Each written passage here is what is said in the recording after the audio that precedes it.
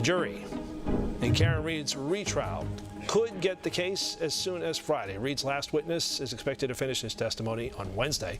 Few people know this case. Like 25 investigates our reporter, Ted Daniel. He joins us live from the Dedham Courthouse. And Ted, the defense called it its last witness this afternoon. Yeah, Mark, Reed's team is finishing with a crash reconstructionist. This is one of the experts who was originally hired for the federal investigation of this case. Are you ready for the case to get to the jury? I am.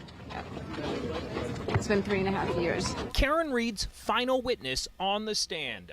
Dr. Andrew Rentschler is from the engineering firm ARCCA. He says the theory that Reed struck John O'Keefe with her Lexus doesn't compute. It really was impossible to get a skull fracture by hitting the taillight and not sustain any other significant fractures.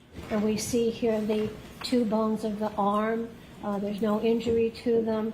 Dr. Elizabeth LaPosada said the same from a medical perspective. She served as Rhode Island's chief medical examiner from 1993 to 2005.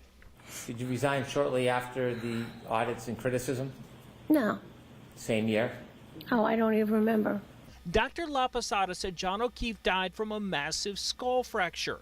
The state alleges it occurred when his head hit the frozen ground outside 34 Fairview Road. Would that cause the patterned injury that you see that we just saw in Exhibit 160?